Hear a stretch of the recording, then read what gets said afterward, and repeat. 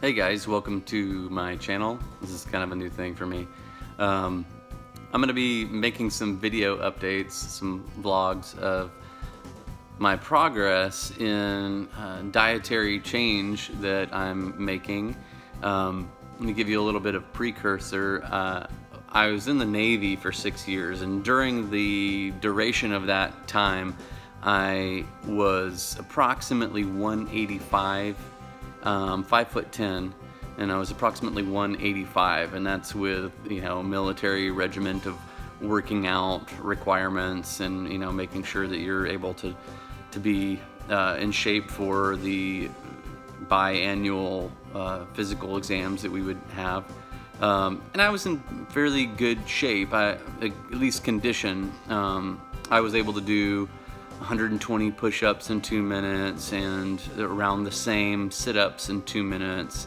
I was never really good at the running portion. My theory is, why am I running? Is something chasing me? I don't want to, is there a bear behind me? Why am I running? So I never really was into the whole running thing, but regardless, definitely I was in better shape for that kind of running endurance at that point in my life than I've ever been. So that would be in my experience, that would be my pinnacle point of where I have been previously in physical condition and shape.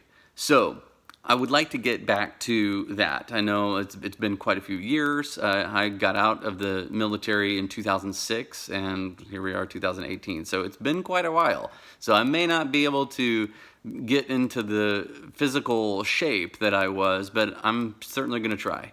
But I wanted to focus on my diet and getting that dialed in to where it needs to be before I jumped into the exercise, because I don't want there to, everybody posts these videos and updates about, what they've done in their routine to get into this place of being in this awesome shape and looking sexy and ready for the beach and all that. And there's all sorts of debate on, okay, well, what were you doing that caused that? Was it all this working out that all of a sudden you started, which you never did before? Or was it the diet? Or is it this combination of both? And I am of the belief that it has a majority to do with the diet. And so I want to kind of test that. So, currently I'm at 205. Like I said, I'm 5'10", 205. What I had started before was a vegetarian diet, not vegan. I was having some dairy products, not very much because I'm pretty much lactose intolerant.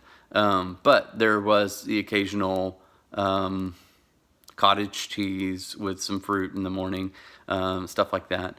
But I was very good with that, and I don't really have a sweet tooth, so I wasn't loading up on lots of fruits. It was mainly just vegetables and vegetarian pastas and stuff like that.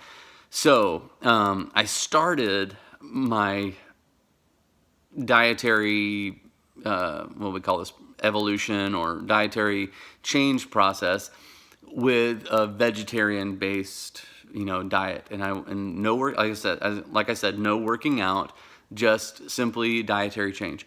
So I was at a point where I was at 216, and that was kind of normal. I wasn't gaining, I wasn't losing, because I wasn't doing anything to lose, but I wasn't at a gaining point. That was just kind of my equilibrium point of where I was with my diet at that time, 216.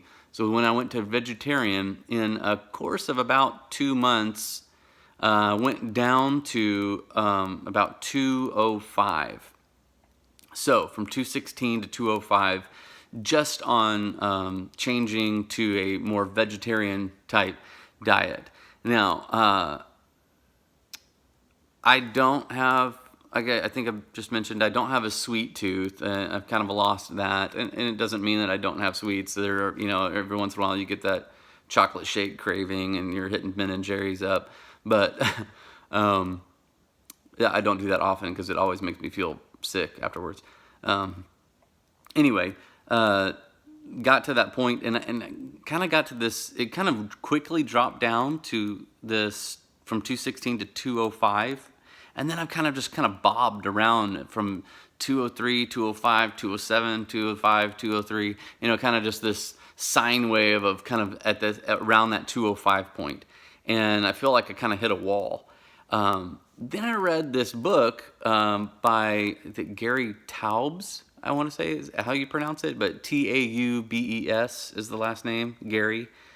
And that book is called Why We Get Fat and What to Do About It. So that book kind of messed me up. That totally changed my view.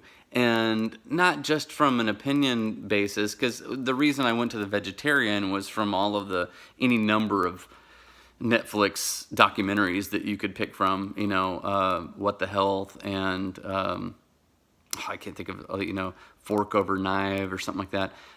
There's tons of them that recommend a either strictly plant-based diet or a mostly plant-based diet. In this book, however, Why We Get Fat and What to Do About It by Gary Taubes, he goes into a lot of the research that has been done in the past and essentially why, getting to the reason of why after World War II, we all started just getting obese. We all started getting overweight. I mean, you look at pictures of people and in public settings before World War II. This isn't about financial stress, and so they're not eating. This is times were good. People in parks, family photos, and you see other people in the background, and everybody is in shape. And I noticed that because my grandfather recently passed away. And he was 97. And so we were, of course, all reminiscing and looking over these photos of my grandparents when they were young. And it was just kind of this mind-blowing moment of realization to see that everyone, like literally everyone in these photos was in shape. And it doesn't mean that they were like physically capable like someone who goes to the gym every day. They just weren't overweight. And so that got me thinking about all of what's going on in the diet change that we've had. So this book really explains that, and it did it in such a way that it was just in my mind irrefutable. So I've decided to give this the suggestions in this book a chance. And it's very different from a vegetarian diet. This is a ketogenic diet. So, a ketogenic diet is essentially what the Atkins diet is trying to achieve as a state of ketosis. And that is where you've basically removed all the carbs that you can from your diet and going to a mostly meat, protein-based diet. There are some carbs that you can have that are okay, that aren't going to throw your body into an insulin overload. But essentially, that's what carbs do. When you have carbs, when you even think about carbs, your body starts preparing by releasing insulin into the body. And insulin does one thing really well: it stores fat, and it stores stuff into the fat cells. So essentially, when you have carbs, that's what's going to happen, because insulin is the most dominant, apparently, according to research that I was looking at, insulin is the most dominant hormone that our body produces. So you've got all these different hormones going on in the body that are taking care of specific tasks, and when insulin dumps into the body, all those other ones get overridden. This is more powerful of a hormone, and so it takes control over what the processes are going to happen. And so that's why, essentially in a nutshell, that this book explains, that's why we get fat. You think about carbs, you have carbs, your body dumps insulin, and what it does with those carbs is stores them for later in the fat cells. But because we have such a heavy carb-loaded diet, we never use what we're putting into storage. So we have eat the carbs, insulin stores it into the fat for later, but later never comes because my next meal has a bunch of carbs in it too. And so we just constantly are building and building. And before World War II, we didn't have the carbs that people ate were leafy greens and fruits that were before genetic modification, so they weren't nearly as sweet as what we have today. The sugar content wasn't as heavy as it is now. There wasn't such thing as really a super sweet orange. They were pretty tart. Oranges were universally tart. And now we've got these ones that just are sweet, and that's not normal. And so we think we're doing well by being vegetarian and going into, I'm eating fruit. Fruit's good for me. It's natural. It's straight from the tree. But it's loaded down in sugar that's unnatural.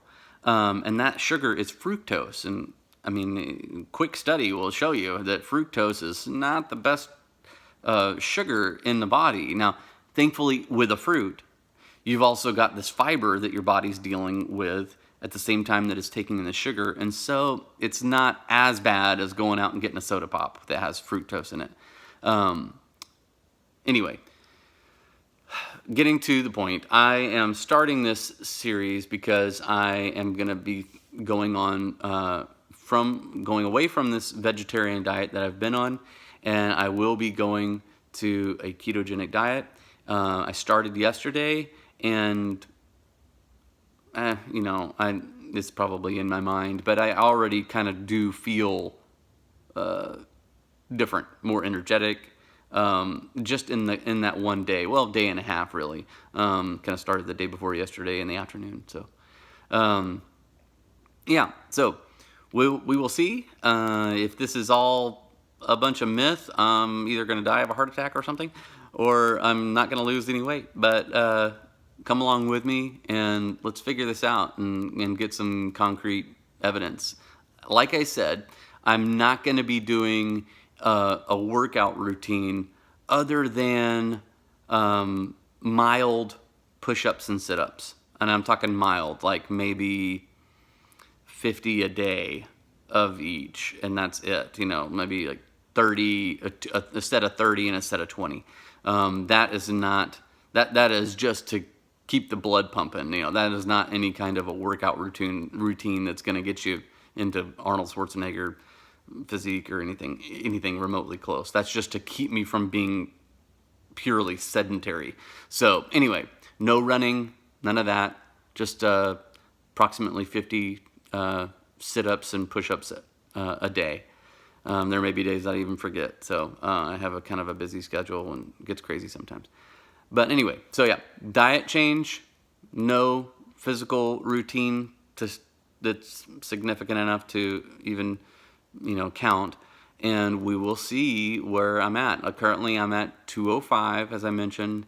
And my goal is to get back down to that rate, the weight that I was when I was in the Navy, of about 185.